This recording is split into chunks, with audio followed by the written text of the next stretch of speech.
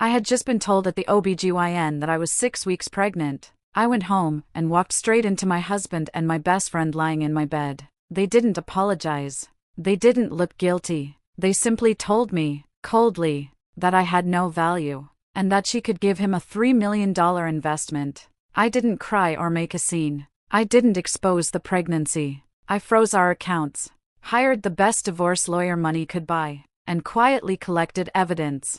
When they thought I had accepted my fate, I delivered the proof of the affair, the joint account transfers, and the truth behind the fake pregnancy, all at once, to the court and to the trending headlines.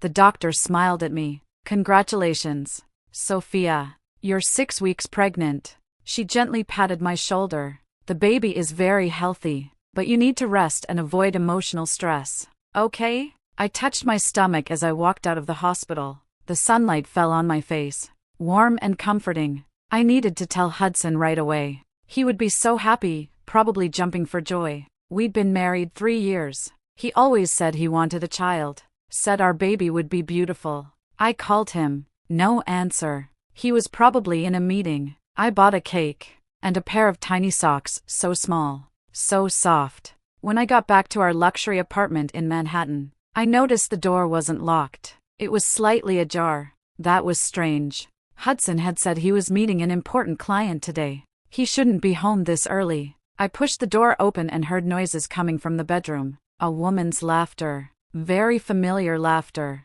Stop it. What if she comes back? That was Hudson's voice, soft in a way I had never heard before. Why would she? She went to the hospital for tests. That'll take at least an hour or two. That voice pierced my heart like a knife. It was Mia, my best friend. Just last week we went shopping together. I bought her a $2,000 bag, and she said, Sophia, you're the best to me. I had even given her the code to our apartment because she said, that way I can come over anytime to hang out. My feet felt nailed to the floor. Then I walked forward and pushed open the bedroom door. They were lying on the bed. The blanket only pulled up to their waists. Hudson's shirt was on the floor, Mia's dress, and my bathrobe. Mia had slept over wearing my robe, clearly not for the first time. Mia saw me first. She wasn't startled. She smiled. Sophia? You finished your checkup so quickly? She sat up, the robe slipping off her shoulder. I thought you'd be gone much longer.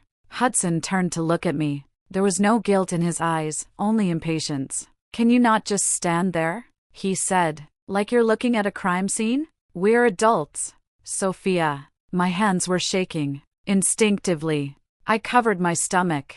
The doctor said I couldn't get emotional. For the baby's sake. I couldn't. Mia got out of bed and walked over to Hudson, picking up the watch on the nightstand, a diamond-encrusted Patek Philippe. I'd seen it on Mia's social media last week. She had captioned it, for the most important person. Does it look good? Mia fastened the watch on Hudson's wrist. I spent so long picking it out. Hudson looked at it and smiled. It's much better than the one you gave me last year. By you. He meant me. Last year. For his birthday. I'd saved 3 months of my salary to buy him a Rolex. He'd said it was too ordinary and wore it twice before putting it away. My nails dug into my palm. It hurt, but the warmth in my belly felt more real. I didn't say a word. I turned around, walked out of the bedroom, and gently closed the door. As the door shut, I heard Mia laughing, and Hudson saying, she finally knows her place. I pressed the elevator button. My hands were trembling. The elevator took forever to come up. My phone buzzed. A message from Mia. Sophia, I'm sorry, but love can't be controlled. I hope you can understand. I deleted the message. The elevator doors opened. I stepped inside and leaned against the wall. The tears finally fell, but only for 3 seconds. I wiped my eyes and touched my stomach. Baby, I whispered. Mom will protect you. Mom will be strong. I had just reached the ground floor when Hudson chased after me. He was wearing a robe and hadn't even changed his slippers. An elderly neighbor happened to walk by and gave him a strange look. I thought he was going to apologize. I thought he would say, Sophia, I'm sorry. I made a mistake. I was wrong. Sophia. He grabbed my arm hard. Don't blow this up. Mia's father is my biggest investor. You understand, right? I looked at him. The face I had loved for 7 years suddenly felt like a stranger. We're not the same anymore, Sophia, he said coldly. Everyone around me now is an investor, a CEO, a social elite. And you? You're still hanging out with those poor friends from college, doing your design work that will never make real money. Mia came out too, still wearing my bathrobe. She naturally looped her arm through Hudson's. Sophia, I'm sorry, she said, though her eyes were smiling, but I really love him, and I can help him. My dad can invest $3 million in him. Can you? Hudson nodded. Mia's right. Sophia, aside from being my wife, what value do you have? Your design studio hasn't had business for 6 months. Your social circle does nothing for me. And Mia, she can bring me into the real upper class. Value. He was calculating my worth, like a commodity. My stomach churned. I fought the nausea. So, my voice trembled. You think I have no value anymore. It's not what I think. Hudson sighed. It's just reality. The world is realistic. Sophia. Mia smugly touched the watch on his wrist. This is a limited edition. $500,000. My dad gave it to him as a welcome gift. Sophia. The one you bought him last year was only $50,000. Right? Not even enough for a strap. Hudson didn't deny it. His hand was still gripping my arm. It hurt. But there was only one thought in my mind. I couldn't tell him I was pregnant. Not now. If I told him, what would he do? Pretend to reconcile for the baby's sake? No, he might say. Get rid of it. Mia and I will have children. Or worse, he would use the baby to hurt me even more. I understand, I said softly, pulling my hand back. So, I'm supposed to get out of your way, right? Hudson froze for a moment, clearly not expecting me to be so direct. That's not what I mean. You can keep living here, but Mia will be coming over often. You'll have to get used to it. I had to get used to watching my husband and my best friend together. I had to get used to it. Okay. I nodded. I get it. I turned to leave. Sophia. Hudson stopped me. Don't do anything stupid. If you make a scene, I'll leave you with nothing. You signed a prenup. Remember? I remembered.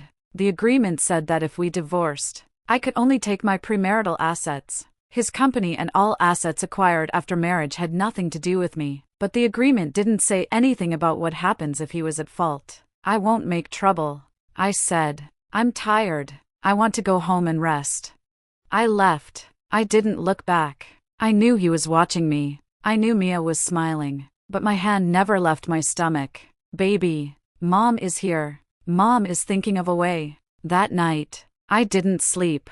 I opened the safe and pulled out the prenup, a thick stack of papers. When we signed it, Hudson had said, "It's just a formality. I'll love you forever." Now, every clause protected him, except Clause 5, if the marriage ends due to one party's serious fault, including but not limited to infidelity or domestic violence. Parts of this agreement may be renegotiated.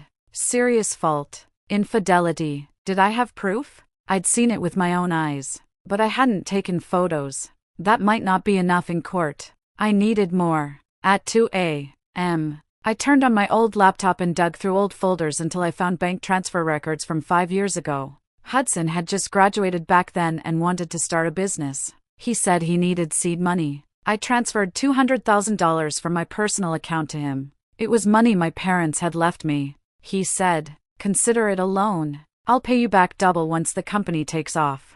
I said, "No need. What's mine is yours." So there was no promissory note, no contract. But the bank records were still there. The transfer memo read, "Startup capital for Hudson." I stared at the screen, my heart racing. If that $200,000 was the startup capital, then didn't I have a claim to the company now worth $5 million? At 4 a.m., I logged into our joint account. There was $870,000 in it, $700,000 of which was my parents' dowry. With a few clicks, I froze the account. Only I could unfreeze it. Then I transferred my premarital assets, another $300,000, into a new secret account. Morning came. I made an appointment with Olivia Reed, the most expensive divorce lawyer in New York. $1,000 an hour. I could afford it. Her office was on Fifth Avenue, with floor-to-ceiling windows overlooking Central Park. "Have a seat, Ms. Miller," Olivia said. Her silver hair framed sharp eyes. Tell me what's going on. I told her everything. The pregnancy, catching them in bed, the humiliation, the $200,000. When I finished, Olivia smiled. Interesting, she said. Your husband made 3 fatal mistakes. First, infidelity, especially with your best friend. That makes it particularly egregious. Second, publicly demeaning you. That helps establish that the breakdown of the marriage is his responsibility. And third, she tapped the screen. This $200,000. Under New York law, if premarital assets are used during the marriage for a joint marital enterprise, the appreciation can be divided, especially when it's startup capital. She slid a document toward me. Your husband used your money to build his kingdom, Olivia said. Now that the kingdom is complete, he wants to kick you out. Can we fight back? I asked. Yes. Olivia's eyes gleamed. And we can make him pay. When I left the law firm, the sun was blinding. I touched my stomach. Baby, I whispered. Mom found help. I took the initiative and texted Hudson, are you coming home for dinner tonight? I want to talk. He replied half an hour later, okay. I cooked his favorite steak and opened the most expensive bottle of red wine. I put on the dress he once said looked amazing on me and did my makeup. When he came home and saw the candles on the table, he stopped short. Sophia, what's all this? I've thought it through, I said, lowering my head as I cut my steak. Maybe I haven't been good enough. You're right, my world is too small, but I want to change. Can we start over? My voice was shaking. Not an act. The disgust of saying those words was real, but Hudson believed me. He smiled, the smile of a winner. I'm glad you came to your senses, he said, patting my hand. I'll handle things with Mia, but her father's investment is important, so she may still be part of my life. Can you accept that? I nodded, docile as a lamb. I can. The next day, Mia came over. She said she was here to help us reconcile. She sat on my couch wearing the latest Chanel, more expensive than anything in my closet. It's really great that you can understand, Sophia, she said hypocritically. Hudson and I are true love, but I don't want to hurt you. I know, I said. Why don't you stay for dinner? Mia looked at Hudson. He nodded. So the 3 of us sat at the same table, eating the food I had made. The atmosphere was eerie, like something out of a horror movie. Hudson, about that project you mentioned. Mia poured him wine. My dad says he can increase the investment to $5 million. That's amazing. Hudson's eyes lit up. With that kind of money, the company can go public next year. He looked at me. Sophia, you should really learn from Mia. She always knows how to seize opportunities. Yeah, Mia laughed. Sophia, how's that little design studio of yours? I heard your last client left too? Hudson shook his head. You should have shut it down long ago. How much can design even make? Not enough to buy one of Mia's bags.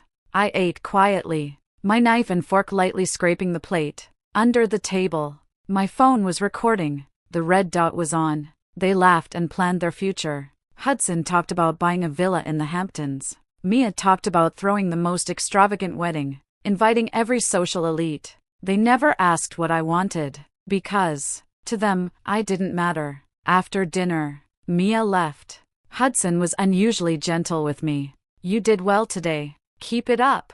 I smiled. I will. He went upstairs to shower. I stayed in the kitchen, saved the audio files, and uploaded them to the cloud. Then I texted Olivia, evidence collection has begun. She replied, be careful. Don't get caught. I looked at my phone, then touched my stomach. Baby, Mom is acting like a fool. But a fool doesn't stay a fool for long. A week later, the performance escalated. At breakfast, Mia suddenly covered her mouth and rushed to the bathroom. The sound of retching went on for a full minute. Hudson's face changed. When Mia came back out, she looked pale. Maybe I ate something bad, or maybe she didn't finish. But her eyes were on Hudson, full of implication. When was your last period? Hudson asked, his voice unsteady. 3 weeks late, Mia said softly. I was going to tell you later. Hudson turned to me, his expression complicated.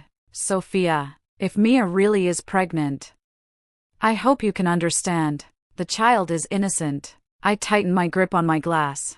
The hot water burned my hand, but I didn't let go. Okay, I said. I understand. That afternoon, I followed Mia. She went to a private clinic on the Upper East Side. An hour later she came out empty-handed, no test results, no medication, nothing. Then she went to a pharmacy and bought 3 pregnancy tests. The next day, she went to a different clinic. On the third day, the private investigator sent me photos, Mia kissing another man in a cafe. The man wasn't Hudson. This man's name is David, the investigator said over the phone. He's a VP at a Wall Street investment bank. Mia has been seeing him for 4 months. She's also seeing a third man, a gallery owner.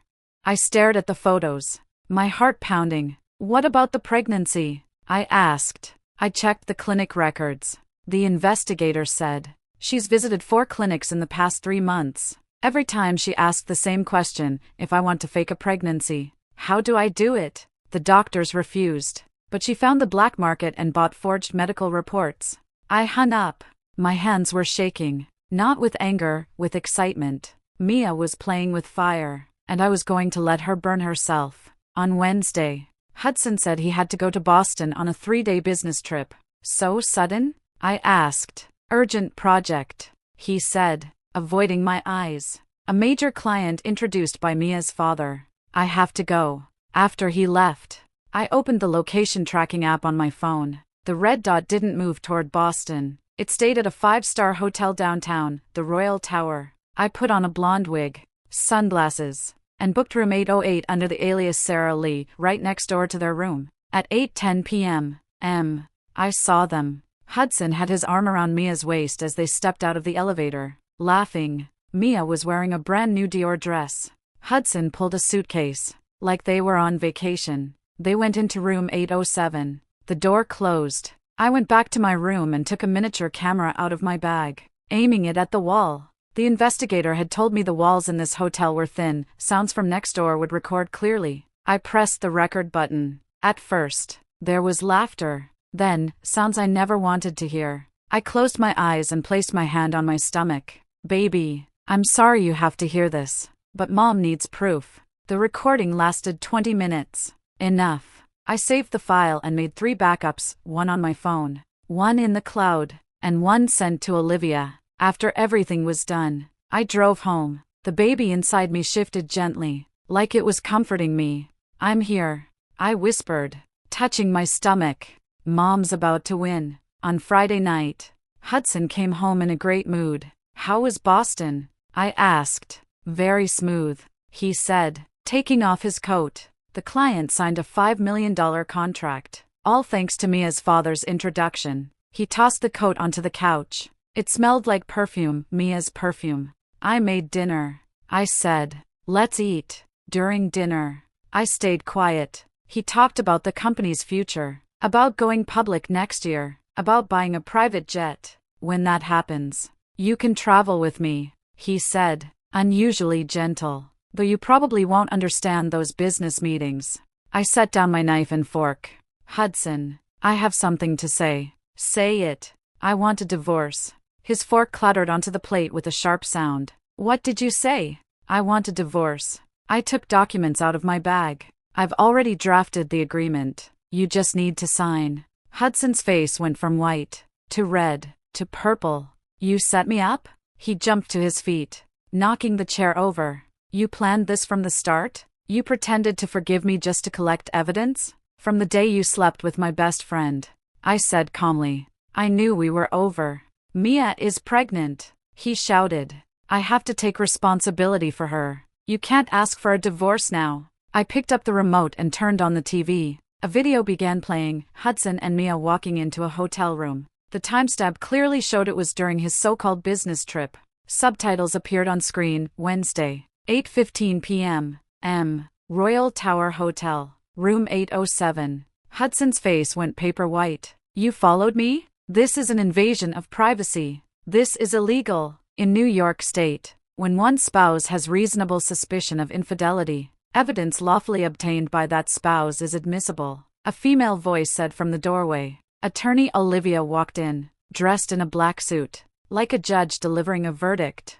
Who are you? Hudson's voice was shaking. Sophia's attorney. Olivia Reed. She placed another document on the table. Under Clause 5 of the prenuptial agreement, due to your serious fault, parts of the agreement are invalid. My client demands the return of her premarital assets, including the $700,000 in the joint account that belongs to her, as well as the $200,000 she loaned you, plus its proportional appreciation. Hudson's eyes flew open. What $200,000? 5 years ago, Olivia said with a smile. Sophia transferred $200,000 from her personal account to you as startup capital. Based on your company's current valuation, that money is now worth at least $2 million. We're demanding $1.5 million. That's my company, Hudson screamed. I built it with my own hands. With her money. Olivia tapped the document. Sign, or we'll see you in court, and then this video becomes public evidence. Do you think your investors will still trust you after seeing it? Will your company still be able to go public? Hudson's hands were shaking. He stared at the video, then at me. Sophia, can we sign? I said. He picked up the pen. His hand shook so badly he could barely write. Sign. Olivia snapped, her voice like a whip. He signed. The signature was crooked and ugly. I gathered the documents and stood up. My lawyer will contact you tomorrow to handle the asset transfer. I said. Now, please leave my home. This is my home, he shouted. No. I pointed to the door. This apartment was purchased with my money for the down payment. Premarital property, remember? It's clearly written in the agreement. Now, get out. Hudson looked at me like he was seeing me for the first time. He left. The door closed behind him. Olivia patted my shoulder. Phase 1, victory. I touched my stomach and smiled. Baby, we won the first battle. 3 days after the divorce agreement was signed, the retaliation began. At 7 in the morning, my phone rang nonstop. Unknown numbers. When I answered, it was a woman screaming, "Home-wrecking bitch, go die!" I hung up. It rang again. I hung up again. I opened social media and saw the first expose, New York designer woman mentally unstable, repeatedly harassing her husband's colleagues. The attached photo was my studio, blurred, but anyone who knew me could recognize it. The second post was even more vicious. Sophia Miller has plagiarized for years, an open secret in the industry. Dozens of comments followed. No wonder she can't get work. I heard she's mentally ill, always imagining her husband cheating. Women like this are terrifying. The third post tagged me directly, at Sophia Miller Design. Please leave Hudson Grant alone. He doesn't love you anymore. Stop clinging to him. The repost count exploded. My phone blew up, clients canceling contracts, friends sending messages of concern or probing, unknown numbers calling nonstop. I sat in the dark, scrolling through the comments one by one. My hands were shaking, but my mind was crystal clear. I opened my laptop and logged into an account I had prepared long ago, Truth Teller NY. I began uploading files. First, bank transfer records from Hudson's startup phase, my $200,000. Highlighted in red. Startup capital from Sophia Miller's personal account. Second, screenshots from the hotel video of Hudson and Mia entering the room, sensitive areas censored. The timestamp clearly showed it was during his business trip. Title, business trip or affair. Third, a timeline chart showing Mia simultaneously dating 3 men, with photo evidence. Title, who is the real betrayer? Fourth, clinic records from the past 2 years documenting Mia's 4 fake pregnancies. Pharmacy purchase records, and chat screenshots where she asked, "How do I fake a pregnancy?" Fifth, a transcript of Hudson publicly belittling me, other than being my wife. What value do you have? Sixth, my design awards and client testimonials, proving I neither plagiarized nor suffered from mental illness. At the end, one final line, my name is Sophia Miller. I was betrayed by my husband, humiliated by my best friend, and attacked online. But I am not afraid, because I have evidence, and I have the truth. I tagged all of Hudson's investors and business partners. I tagged major media outlets. I tagged everyone who had shared defamatory posts about me. I clicked post. 3 hours later, the world changed. My post detonated across the internet. Reposts hit hundreds of thousands, then millions. The media jumped in. New York entrepreneur affair scandal. Wife strikes back with hard evidence. Investors started calling Hudson, not me. Is Mia Carter really pregnant? We need confirmation. If this involves ethical issues, we must reassess our partnership. Hudson panicked. He took Mia to the most expensive private hospital, demanding the most thorough examination. The doctor adjusted his glasses and looked at the report. Mr. Grant, MS. Carter is not pregnant. Based on the tests, she hasn't been pregnant recently either. Mia's face went ghost white. But I used pregnancy tests. It could be user error. The doctor paused. Or the tests you purchased may have been defective. And the forged medical reports? Hudson demanded through clenched teeth. The doctor fell silent. Hudson snapped. In the hospital hallway, he grabbed Mia by the shoulders. You lied to me? You trapped me with a fake pregnancy? I did it for our future. Mia screamed. You are going back to Sofia. I had no choice. Dating 3 men at the same time was for our future too? Hudson threw my posted photos in her face. A bystander filmed their screaming match and uploaded it online. Within minutes, 3 hashtags shot to the top of trending. Hashtag investors withdraw. Hashtag Mia Carter fake pregnancy. Hashtag Hudson Grant affair. In a single day, Hudson went from a celebrated entrepreneur to a nationwide joke. Mia's father issued a public statement. I have severed ties with my daughter. Her behavior is disgraceful. Hudson's company valuation, though pre-IPO, collapsed by 70%. I sat at home, watching the news, eating ice cream. Olivia called. Sofia, they're finished. I know, I said, but the war isn't over. She added, they'll strike back. Let them, I said, resting my hand on my stomach.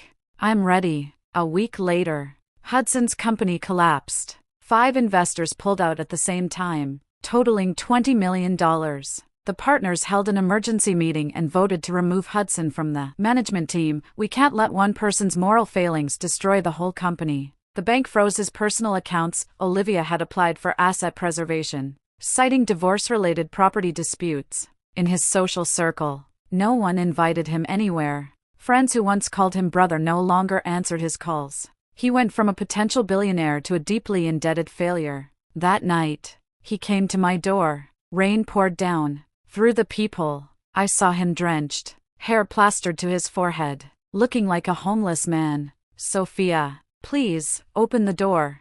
I opened the door, but didn't let him in. I know I was wrong. He knelt in the hallway, rain dripping from him. I won't see Mia again. I'll give you all my company shares. Let's start over. For the baby. I froze. The baby? Mia told me you were pregnant the day you went to the hospital. I looked at him and suddenly felt a pang of pity. Pitiful, to the point of sadness. I am pregnant, I said, but it doesn't matter anymore. Because tomorrow, I was going to the hospital, not for a checkup. The doctor had told me that, due to early emotional stress and my physical condition, it would be very difficult for the baby to be born healthy. They recommended ending the pregnancy. I cried all night. Then I made my decision. But I wouldn't tell him. Go, Hudson, I said. We're done. Please. He grabbed my ankle. I have nothing left, only you. I pulled my foot back and closed the door. He cried and banged on the door until security dragged him away. I leaned against the door, hand on my stomach. Baby, I'm sorry, I whispered, but Mom will survive. Mom will live well. The next day, I went to the hospital. The procedure was quick. I didn't cry, because I told myself, saying goodbye is for a better beginning. 3 months later, my design studio reopened, moved to a larger space in Chelsea. I used the money I got from the divorce to pay 3 years of rent up front. The first client was the New York Neo Art Museum. The director personally reached out. Sofia, I saw your publicly shared designs. They're powerful. We want to host an exhibition and need your designs.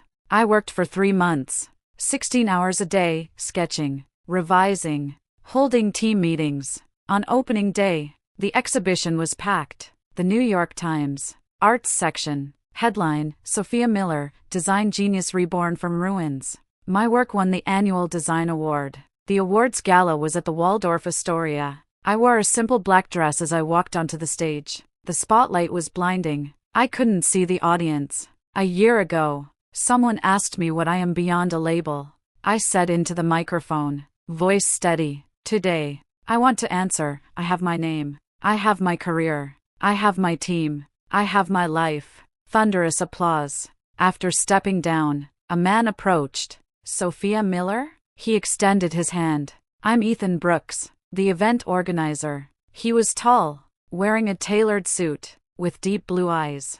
"I've seen your work," he said. "It's powerful, not soft, like most female designers." "Soft isn't good?" I asked. "Soft is fine, but power is better," he smiled. "Especially after everything you've been through. To still create work like this, it's incredible." We talked for a long time about design, art, New York, life. When he drove me downstairs, he said, "Your ex-husband's company officially filed for bankruptcy today." I nodded.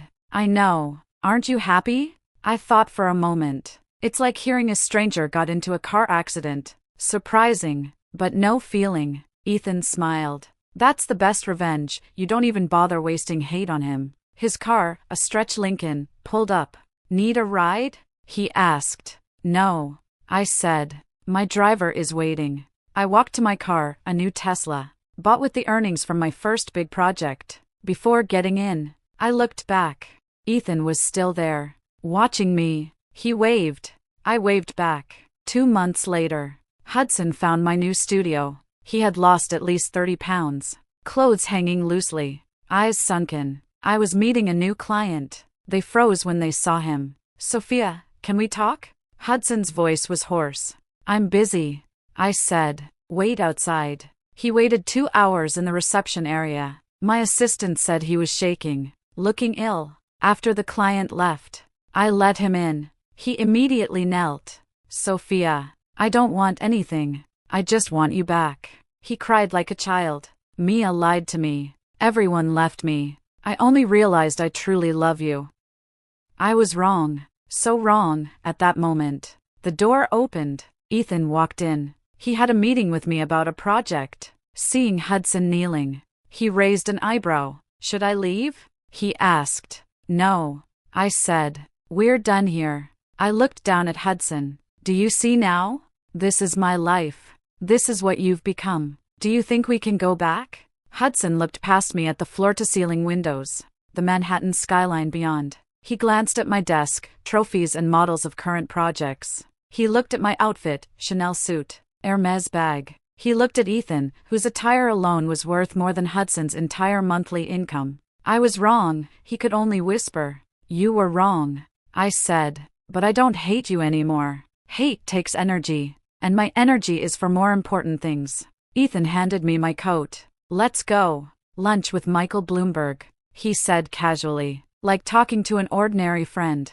Actually, it was the former mayor of New York, now a potential investor in our project. Hudson's face went even whiter. We walked out of the office. At the door, I looked back once. Hudson was still kneeling, like a broken statue. In the elevator, Ethan said, "Do you want me to deal with him? Make sure he doesn't bother you again." "No," I said. "He's no longer worth my energy." The elevator doors closed, and my reflection stared back at me in the mirror. Calm, confident, strong. A completely different woman from the one crying outside the OBGYN's office a year ago. 3 more months passed. Hudson somehow found out I had actually been pregnant. Maybe someone at the hospital leaked it. Or maybe Mia told him. She hated him now and wanted to ruin everything. He went mad, contacting me nonstop, calls, emails, showing up at my studio. Finally, I let security let him in. In the conference room, we closed the door. "Where's the baby?" His eyes were bloodshot. "Our baby?" "Yes," I said calmly. "I was pregnant at the time you were with Mia." His face twisted. "You killed our child?" "It was a legal termination," I corrected him. "In New York, women have the right to decide, and the doctor strongly recommended it. Between my physical condition and the emotional shock, the baby would have had little chance of being born healthy." "You should have told me," he yelled. "That's my child." "Told you?" I laughed. "Told the guy sleeping with my best friend? Told the guy who thought I had no value? Told the guy who humiliated me at dinner in front of everyone?" He froze. "What would you have done?" I asked. "Make up for the baby? Or say, abort it. I'll have a better child with Mia?" His mouth opened, then closed. No words came, because he knew that, at that moment, he really might have chosen the second option. "I've long let go of the baby," I said. "I'm telling you now only because you have the right to know." But knowing doesn't change anything. I stood and opened the door. Now, leave my life. Never appear again. He swayed to his feet. Sophia. Goodbye. Hudson. Security came in and escorted him out. I stood by the window, watching him leave the building. The sky was blue. Clouds drifted. My phone buzzed. A follow-up report from the doctor, all normal. Healthy. I replied. Thank you. Then I texted Ethan, dinner tonight? I know a new place. He replied instantly, perfect. I'll pick you up. I smiled. The past was truly behind me. 1 year later, my design company won Creative Enterprise of the Year. The team had grown from 3 to 30, and our office occupied half a floor. I stood on the stage at Lincoln Center, the spotlight brighter than ever. In the audience were my team, my clients, my friends, and Ethan. 2 years ago, my life was defined as someone's wife. I said into the microphone, my voice echoing across the hall. Today, I stand here as Sophia Miller, designer, CEO, myself. The applause lasted a full minute. After stepping down, Ethan approached with flowers. Not roses. Sunflowers, big, golden, radiant. MS. Sophia Miller, he said seriously, looking me in the eyes. May I officially court you? Everyone around us was watching. The media were snapping photos. I smiled. You can try. Just try? Because this time, I said slowly, looking into his eyes, I'm going to take it step by step. I need to make every choice my own. I won't be anyone's accessory again. Ethan nodded, his smile warm. Okay, I'll wait. For a year, 10 years, a lifetime, however long it takes. After the gala, we stood on the terrace.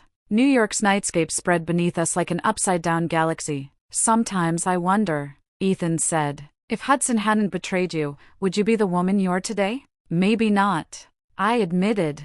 I might still be living in his shadow, thinking love was everything. So, you should thank his betrayal? No. I shook my head. I don't thank the people who hurt me. I thank myself for choosing to stand up from the ruins, rather than lie down and give up.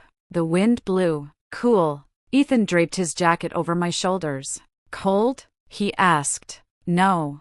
I said. I'm clear-headed. Another year passed. I was in Paris, attending an international design summit, giving the opening keynote. During the break, I saw a familiar silhouette in the hallway. Hudson. He was working as a server, carrying a coffee tray for the attendees. He saw me too. Across the crowd, we locked eyes. He wore a cheap server uniform. The collar of his shirt was worn. I wore a custom gown and the necklace Ethan gave me, not an engagement gift. Just celebrating your success. He opened his mouth, seemingly to speak. I smiled politely and nodded, like anyone else. Distant and formal. Then I turned and walked toward my team. Ethan was there, naturally taking my portfolio and whispering. 15 minutes until the next talk.